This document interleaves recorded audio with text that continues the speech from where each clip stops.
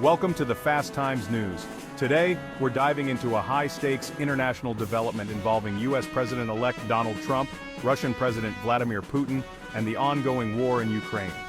In a breaking story that's capturing global attention, reports suggest that Trump may have reached out to Putin, advising against further escalation in Ukraine, but there's controversy brewing, as the Kremlin denies any such conversation took place. Let's examine the details. Alleged Trump-Putin call. According to sources cited by Reuters, President-elect Trump, known for his critical stance on the current U.S. support for Ukraine, reportedly spoke to Putin in recent days, advising him to de-escalate the conflict.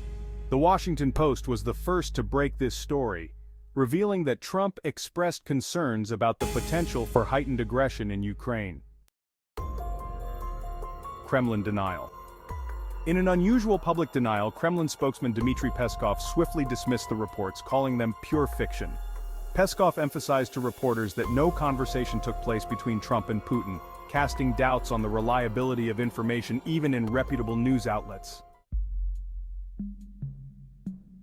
Segment 3. Trump's position on Ukraine aid. Trump's stance on Ukraine has been clear. He believes the U.S. commitment of tens of billions of dollars in aid to Ukraine under President Biden is excessive. His critical perspective aligns with many Republicans who argue that the U.S. should prioritize domestic concerns over international aid.